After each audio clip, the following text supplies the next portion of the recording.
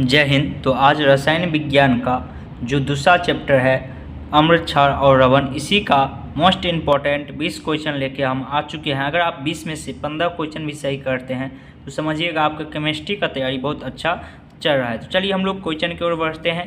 Question number 1 आप लोग के स्क्रीन पे देखने के लिए मिला होगा। यहाँ पे कहा गया, यहाँ पे एक छात्र जांच परखने के लिए गए सोडियम बाइकार्बोनेट के तनु विलयन में सार्वभौम सूचक की कुछ बूंद मिलाते हैं। निम्नलिखित में से कौन सा रंग दिखाई देगा और कौन सा रंग दिखाई देगा, यही हमसे यहाँ पे पूछा है। तो आप लोग को नीचे कमेंट बॉक्स में बताना है जो इसका सही आंसर क्या हो जाएगा। 1 नंबर का सही आंसर क्या हो जाएगा आप लोग नीचे कमेंट करके बता सकते हैं। तो इसका बिल्कुल सही आंसर हो जाएगा option number A. Option number ए आपका बिल्कुल सही आंसर हो जाएगा, नीला रंग का दिखाई देगा।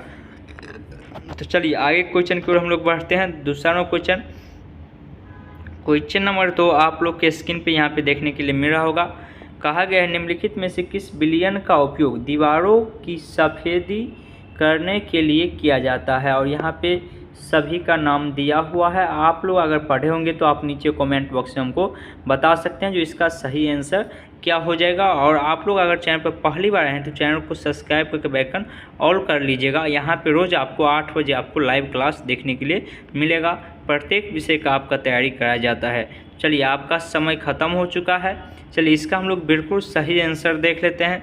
तो इसका बिल्कुल सही आंसर हो जाएगा option number B. Option number B आपका बिल्कुल सही आंसर हो जाएगा CaOH2। चलिए आगे क्वेश्चन की ओर हम लोग बढ़ते हैं। क्वेश्चन नंबर 3 आप लोग के स्क्रीन पे देखने के लिए मिल रहा होगा। और आप लोग अगर ये नहीं बताते हैं, इस क्वेश्चन का आंसर नहीं बताते हैं, तो समझिए आप पढ़े ही नहीं है, क्योंकि एकदम आसान क्वेश्चन कहा गया है कोई विलयन नीले लिटमस पत्र को लाल कर देता है, इसका pH संभव होगा। इसका pH कितना हो सकता है, यही पूछा गया हमसे। और यहाँ पे 4 ऑप्शन भी दिया गया, आप लोग को नीचे कमेंट बॉक्स में बताना है जो इसका सही आंसर क्या हो जाएगा। आप लोग अगर पढ़े होंगे तो ये आसानी से आप बता सकते हैं।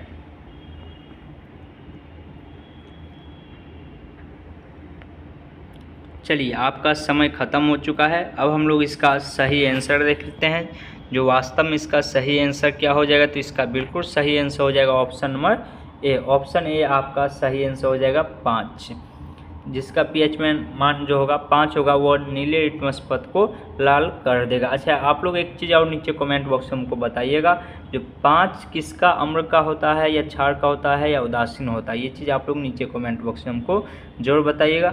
यहाँ पे आपको 4 नंबर क्वेश्चन देखने के लिए मिला। 4 नंबर में कहा गया है लवण NaCO3 का जलीय विलयन का pH होता है, जलीय विलयन का pH होता है। और यहाँ पे आपको 4 ऑप्शन भी दिया हुआ है, आप लोग को नीचे कमेंट बॉक्स में बताना है जो इसका सही आंसर क्या हो जाएगा। आप लोग जल्दी नीचे कमेंट बॉक्स में बताइएगा और बाद में जोड़ के बताइएगा जो आपका कितना सही हुआ है।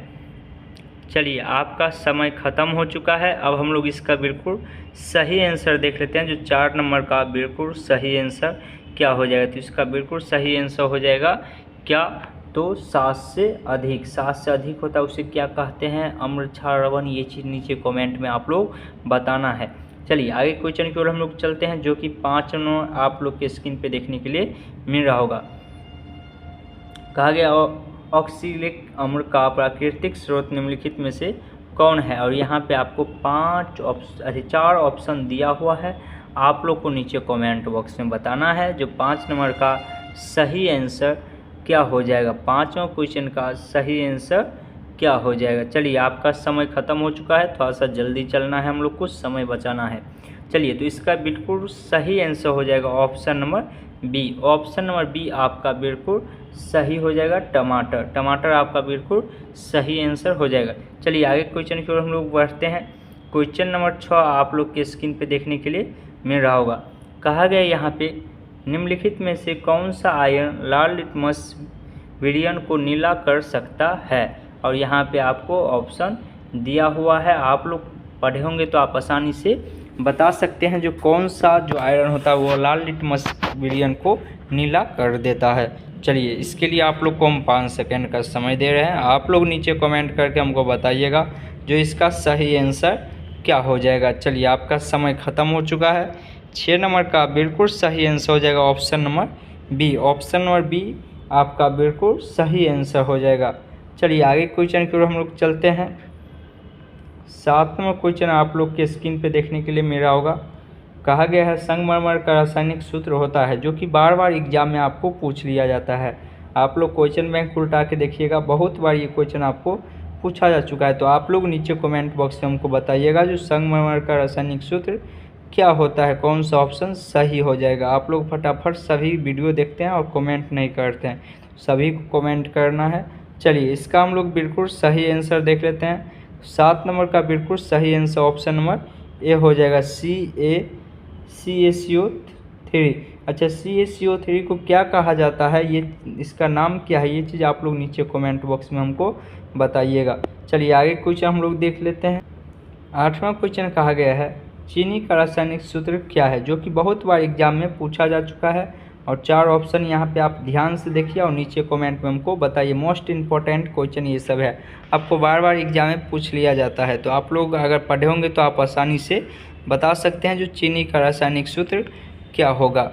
चलिए आपका समय ख़त्म हो चुका है। इसका हम लोग बिल्कुल सही आंसर देख लेते हैं। तो इसका बिल्कुल सही आंसर हो जाएगा option number C. Option C आपका बिल्कुल सही आंसर हो जाएगा, C2H22O11 आपका इसका बिल्कुल सही आंसर हो जाएगा।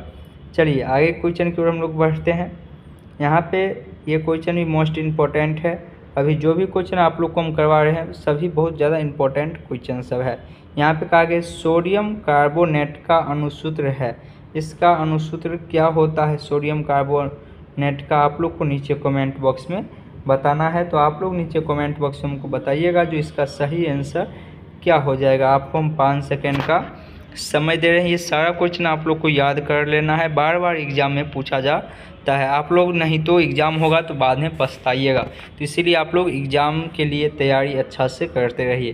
तो इसका बिल्कुल सही आंसर हो जाएगा क्वेश्चन नंबर 9 का ऑप्शन नंबर ए आपका बिल्कुल सही आंसर हो जाएगा, Na2CO3। चलिए आगे क्वेश्चन की ओर हम लोग चलते हैं। क्वेश्चन नंबर 10 आप लोग के स्क्रीन पे कहा गया सल्फ्यूरिक अम्ल का अणुसूत्र होता है। सल्फ्यूरिक अम्ल का जो होता है वो अणुसूत्र क्या होता है, यही पूछा गया। और यहाँ पे 4 ऑप्शन भी आपको दिया गया है, आप लोग को नीचे कमेंट बॉक्स में बताना है जो इसका सही आंसर क्या हो जाएगा। देखिए जितना अणुसूत्र है ये सारा आप लोग को याद रखना है। अगर याद है तो समझिए आपका तैयारी अच्छी तरह से हो रहा है, अगर नहीं याद है समझिए आपकी तैयारी कहीं ना कहीं कमी आपके तैयारी में हो रहा है। तो आप लोग का समय ख़त्म हो चुका है, तब तक हम यहाँ पे एक चूड़ी बना दिए, आप लोग देख सकते हैं। तो ये खरीद लीजिएगा, 2 रुपये में आप पहन लीजिएगा अगर क्वेश्चन नहीं बनता है तो। चलिए इसका बिल्कुल सही आंसर हो जाएगा ऑप्शन नंबर बी, इसका बिल्कुल सही आंसर हो जाएगा सल्फ्यूरिक अम्ल H2SO4। अच्छा, सल्फ्यूरिक अम्ल से क्या क्या हानि होता है ये चीज़ आप लोग नीचे कमेंट बॉक्स में हमको बताइएगा। चलिए आगे क्वेश्चन हम लोग देख लेते हैं 11 नंबर, जो कि बहुत बार पूछा जा चुका है। ये क्वेश्चन कहा गया है, यहाँ पे आप लोग क्वेश्चन देख सकते हैं, जो नीला तोता यानी कि तुतिया जो होता है उसका रासायनिक सूत्र क्या होता है। आप लोग देखिएगा क्वेश्चन बैंक उल्टा के अधिकांश बार ये सब क्वेश्चन पूछा जाता है। तो इसीलिए आप लोग को बोले थे जो आज की क्लास में जो भी क्वेश्चन होगा महत्वपूर्ण क्वेश्चन आपको करवाया जाएगा। चलिए आप लोग नीचे कमेंट में हमको पढ़ के बताइए जो इसका सही आंसर क्या हो जाएगी। 11 नंबर का बिल्कुल सही आंसर क्या हो जाएगा। चलिए आपका समय ख़त्म हो चुका है। इसका बिल्कुल सही आंसर हो जाएगा option number B. Option B आपका बिल्कुल सही आंसर हो जाएगा। चलिए आगे क्वेश्चन की ओर हम लोग बढ़ते हैं। चलिए 12 नंबर क्वेश्चन आप लोग के स्क्रीन पे है। दोस्तों अगर आप लोग चैनल को अभी तक सब्सक्राइब नहीं किया तो सब्सक्राइब कर लीजिएगा। वीडियो को अगर लाइक नहीं किया तो लाइक कर दीजिएगा, और चैनल पर जो भी वीडियो डाला हुआ है सभी वीडियो जाके आप लोग एक बार जरूर देख लीजिएगा और वीडियो को अधिक से अधिक शेयर कीजिएगा। कहा गया बेकिंग पाउडर का अणुसूत्र क्या होता है। मोस्ट इम्पॉर्टेंट क्वेश्चन, आप लोग कहिएगा सभी कहते हैं मोस्ट इम्पॉर्टेंट। अरे आप लोग जाके देख सकते हैं, ये सब क्वेश्चन बार बार एग्जाम में आपको पूछा जाता है। तो इसीलिए आप लोग को बोल रहे हैं जो ये सारी चीज़ें आप लोग को याद रखना है। इस चैप्टर से आपको 2 ऑब्जेक्टिव देखने के लिए मिल सकता है। चलिए आप लोग नीचे कमेंट बॉक्स में बताइए जो इसका सही आंसर क्या हो जाएगा। आप लोग फटाफट नीचे कमेंट बॉक्स में हमको बताइएगा। चलिए आपका समय ख़त्म हो चुका है। अब हम लोग इसका बिल्कुल सही आंसर देख लेते हैं। तो इसका बिल्कुल सही आंसर हो जाएगा option number C. Option C आपका बिल्कुल सही आंसर हो जाएगा NaHCO3। चलिए आगे क्वेश्चन की ओर हम लोग चलते हैं, जो कि आप लोग के स्क्रीन पे देखने के लिए मिल रहा होगा। कहा गया खिरिया का रासायनिक सूत्र क्या होता है। क्रिया का रासायनिक सूत्र क्या होता है। आप यहाँ पे थोड़ा सा आप लोग देख सकते हैं, मिस्टेक हो सकता है। तो इसका बिल्कुल सही आंसर क्या हो जाएगा, आप लोग नीचे कमेंट करके हमको बताइएगा। आपको हम 5 सेकंड का समय देते हैं, तब तक हम यहाँ पे 5 गुलक खींचते हैं, जो कि अच्छे तरह से खींचते हैं, यानी आपका 5 सेकंड तब तक हो जाए। आप लोग को इस पे ध्यान नहीं देना है, आप लोग को क्वेश्चन का आंसर बताना है, जो सही आंसर क्या हो जाएगा। आप लोग उम्मीद है बता चुके होंगे जो इसका सही आंसर क्या हो जाएगा। चलिए अब हम लोग इसका सही आंसर देख लेते हैं। इसका बिल्कुल सही आंसर हो जाएगा ऑप्शन नंबर सी, CaCO3। आप लोग नीचे कमेंट में बताइएगा जो ये किसे कहते हैं। यहाँ पे आप लोग नीचे कमेंट बॉक्स में बताइएगा इसका नाम क्या है, CaCO3 किसका सूत्र है। यहाँ पे कुछ मिस्टेक लगता था। चलिए आगे क्वेश्चन की ओर हम लोग चलते हैं, जो कि आप लोग के स्क्रीन पे देखने के लिए मिल रहा होगा। कहा गया यहाँ पे ग्लूकोज का रासायनिक सूत्र क्या है। तो अब ये मत कहिएगा जो ये भी इम्पोर्टेंट क्वेश्चन है, सही में है इम्पोर्टेंट क्वेश्चन। आप लोग को नीचे कमेंट में बताना है जो इसका सही आंसर क्या हो जाएगा। आप लोग फटाफट नीचे कमेंट में बताइए। और अगर आप पढ़े होंगे तो आपको भी पता होगा, ये सब क्वेश्चन बहुत बार एग्जाम में पूछा जाता है। तो चलिए आपका समय ख़त्म हो चुका है।